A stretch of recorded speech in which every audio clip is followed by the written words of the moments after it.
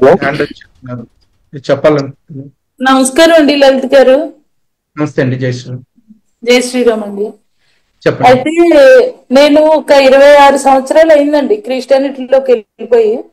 Okay. ఒక గత 3-4 సంవత్సరాల నుంచి మీవి కరుణాకర్ గారి స్పీచెస్ వింటున్నాను. తిరిగి హైందవులోకి వచ్చేయాలని నిర్ణయించుకున్నానండి. అయితే నాకు చాలా డౌట్స్ ఉన్నాయి. ఏంటంటే బైబిల్లో విగ్రహారాధన తప్పుగా చెప్తారు కదా. ఇంట్లో అయితే మా హస్బెండ్, మా బాబు అందరూ కూడా పూజలు చేస్తారండి. ఓకే అండి.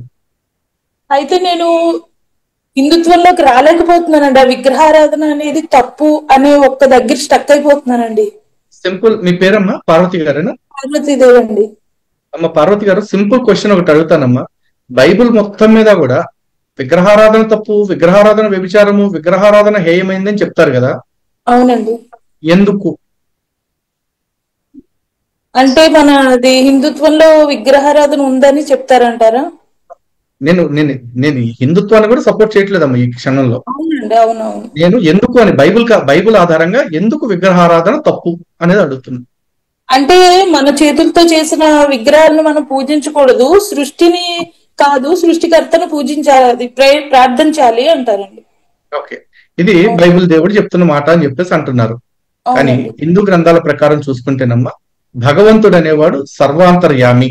అంటే అన్నిటి యందు ఉంటాడు. అన్నిటి యందు అంటే మన చుట్టూ కనిపించే ప్రతి వస్తువులోనూ పరమాత్ముడు ఉంటాడు, ప్రతి అణువులోనూ పరమాత్ముడు ఉంటాడు. ఈ మొబైల్ స్టాండ్ లో ఉండొచ్చు, ఈ మొబైల్లో ఉండొచ్చు, నాలో ఉన్నాడు, మీలో ఉన్నాడు, ఉండొచ్చు కూడా కాదు. ఓకేనా? పరమాత్ముడు అన్నిటా ఉన్నాడని మేము నమ్ముతున్నప్పుడు అన్నింటా దేవుణ్ణి చూసే శక్తి నాకుందా అంటే నాకు లేదు. అప్పుడు ఈ స్టాండ్ ని పట్టుకుని భగవంతుడా నాకు ఈ పని చేయాలి, పూజించే అంత శక్తి నాకు లేదు. దాని అర్థం ఇందులో భగవంతుడు లేడని కాదు. భగవంతుడు అన్నిట్లోనూ ఉన్నాడు. ఎందుకంటే భగవంతుడి శక్తే లేకపోతే, అంటే ఇక్కడ చాలా మందికి డౌట్ రావచ్చు, ఇందులో ఏం శక్తి ఉంది అని చెప్పేసి. దీనికి లలితా సహస్రనామంలో ఒక మాట ఉందమ్మా, చిత్ శక్తి చేతనారూప, జడశక్తి జడాత్మిక అంటారు. అంటే అమ్మవారు కదిలే వస్తువుల్లో చైతన్య శక్తి ఆవిడే, కదలని వస్తువుల్లో జడశక్తి ఆవిడే ఉన్నారు. చాలా మందికి డౌట్ వస్తుంది, కదలని శక్తి ఏంటి, కదలకుండా ఉండటానికి కూడా శక్తి కావాలా అంటే ఎస్, కదలకుండా ఉండటానికి కూడా శక్తి కావాలి. ఈ రోజున ఇక్కడ నేను కదులుతున్నాను కాబట్టే నేను ఇక్కడ మీతో మాట్లాడగలుగుతున్నా. నేను కదిలే పరిస్థితి లేకుండా అలా పడిపోయి కట్టెలాగా ఉన్నాను అనుకున్నాను, నన్ను తీసుకెళ్లి ఊరవతలో పడేస్తారు, నాతో ప్రయోజనం లేదు. అదే ఇక్కడ ఈ కుర్చీ టేబుల్ కదలకుండా ఉన్నాయి. ఇవి కదలకుండా ఉన్నాయి కాబట్టి నేను మీతో కూర్చుని లైవ్ లో మాట్లాడగలుగుతున్నాను. అదే ఇవి కదులుతున్నాయి అనుకోండి, మనం ఇక్కడ కూర్చోలేము, మనం లైవ్ ఇచ్చుకోలేము, మనం మాట్లాడుకోలేము. అవునా? కాబట్టి దృష్టిలో కదలటం ఒక శక్తి అయితే కదలకపోవటం కూడా ఒక శక్తి. అందుకే మనకి సైన్స్ లో కూడా 2 రకాలు చెప్తారు, కైనెటిక్ ఎనర్జీ, పొటెన్షియల్ ఎనర్జీ అని చెప్పేసి. కైనెటిక్ ఎనర్జీ అనేది స్వతహాగా తనకు చేసుకుంటూ వెళ్తుంది పని. కానీ పొటెన్షియల్ ఎనర్జీ అంటే మనం చేయటం వల్ల, చేతులతో కదపటం వల్ల మాత్రమే కదిలే శక్తి ఉంటుంది. సో భగవంతుడు అన్నిట్లోనూ ఉన్నాడు, కానీ అన్నిట్లో చూసే శక్తి నాకు లేదు. కాబట్టి నేను భగవంతుడిని ఒక విగ్రహం రూపంలో చూసుకుంటూ ఈ విగ్రహాన్ని నేను పూజించుకుంటూ ఉన్నాను. అన్నిట్లో ఉండే పరమాత్ముడు ఈ విగ్రహంలో ఉన్నాడు. ఈ విగ్రహంలో ఉన్న పరమాత్ముడే నా గుండెల్లో కూడా ఉన్నాడు. అందుకే మాకు మంత్రపుష్పం అని చెప్తారు గుడిలో. గుడికి వెళ్ళంగానే ఏం చెప్తారంటే, గుడి చుట్టూ 3 ప్రదక్షిణలు చేయమంటారు. 3 ప్రదక్షిణలు చేసి ఇక్కడికి వచ్చిన తర్వాత అర్చన చేసి నాకేం చెప్తారంటే, ఆత్మ ప్రదక్షిణ నమస్కారం చేసుకోండి అంటారు. ఆత్మ ప్రదక్షిణ నమస్కారం అంటే ఏంటి? గుడిలో ఉన్న భగవంతుడు, ఈ విశ్వమంతా నిండి ఉన్న పరమాత్ముడే నా గుండె గుహలో కూడా ఉన్నాడు. అంతశ్చరతి భూతేషు గుహాయాం విశ్వమూర్తిషు అంటారు. ఈ విశ్వమంతా నిండి ఉన్న పరమాత్ముడు నీకు అంతర్యామిగా కూడా ఉన్నాడు. అది తెలుసుకోవటం అసలైన ధర్మము. సో విగ్రహారాధన అనేది ఈ కారణంగా మేము చేస్తున్నాం. అండ్ ఇంకోటి, ఈ సృష్టిలో ప్రతి అణువులో పరమాత్మ శక్తి ఉంది కాబట్టి ప్రతిదీ ఇంకొక దానికి ఉపయోగపడుతుంది. ఈ సృష్టిలో కారణం లేకుండా పుట్టిన ఒక జీవి కానీ, ఒక పదార్థం కానీ మీరు చూసారా? లేదండి.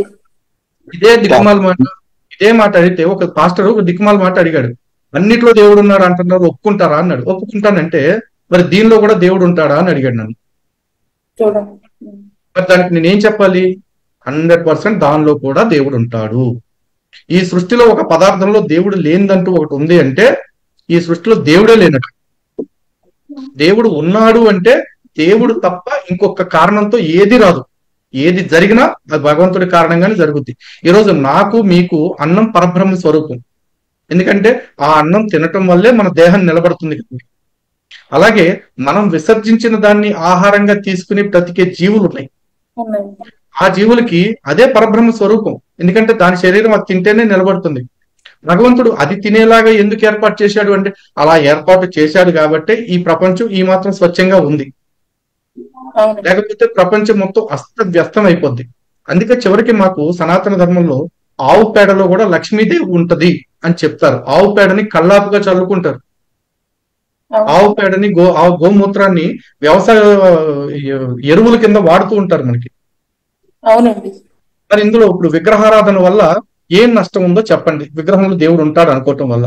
నేను మిమ్మల్ని సూటిగా అడిగే ప్రశ్న, మీరు ఏ పాస్టర్నైనా అడగండి, విగ్రహారాధన తప్పు అని చెప్పిన బైబిల్ ఎందుకు తప్పు అంటే ఎందుకు చెప్తున్నా? విగ్రహం మాట్లాడదు కాబట్టి అడుగుతానండి. అంటారు. అడిగితే ఒకటే చెప్తారు, మీకు సైతాన్ పట్టిందమ్మా, ఆ, మీకు సైతాన్ పట్టిందని ఒకే మాటతో వాళ్ళు తీసేస్తున్నారండి.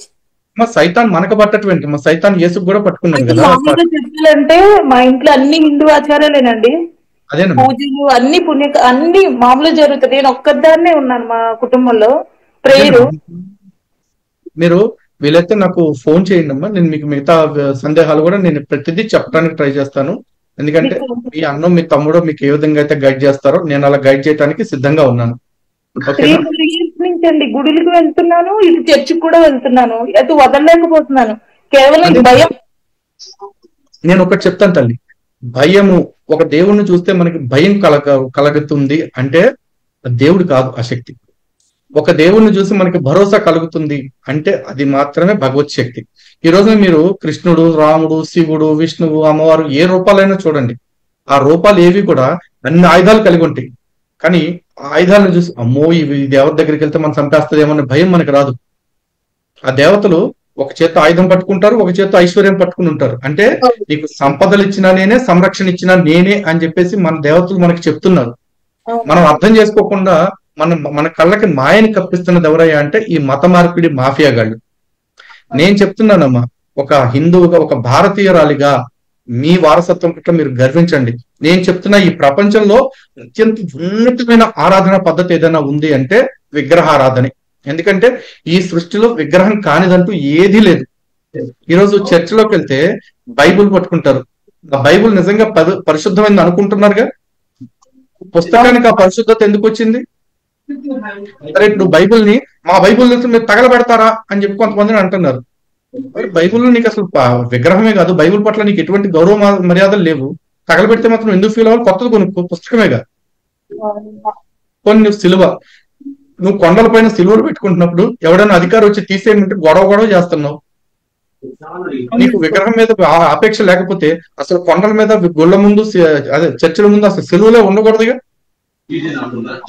అసలు విగ్రహం మీద నమ్మకం లేకపోతే చర్చికి వెళ్ళే ప్రార్థన ఎందుకు చేయాలి? బయట ఎందుకు చేసుకోకూడదు ఎవరింట్లో వాళ్ళు? మనీ రావాలి, చర్చెస్కి వెళ్తేనే వాళ్ళకి మనీ వస్తుంది. ఎగ్జాక్ట్లీ. కానీ గుడిలోకి వెళ్తే డబ్బు కోసం ఎవరు ఆశపడరు. మా పంతులు గారు చూస్తారేమో, మీరు ఎవరిని ఇస్తే సంతోషంగా తీసుకుంటామని చూస్తారు. ఎందుకంటే ఆయన కుటుంబం గడవాలి కాబట్టి. అంతేగాని గుడికి వచ్చావు కదా నాకు డబ్బులు ఇస్తేనే నీకు దేవుళ్ళు ఇస్తాను అని అండు. ఎందుకంటే గుడిలో మనం డబ్బులు ఇచ్చినా ఇవ్వకపోయినా అర్చకుడు చేసే పూజ ఒకటే. లోకా సమస్త సుఖినో భవంతు, సర్వే జన సుఖినో భవంతు, కాలే వర్షతు పర్జన్య పృథ్వీ శస్యశాలిని, దేశోయ క్షోభరైతే బ్రాహ్మణ సంతు నిర్భయ.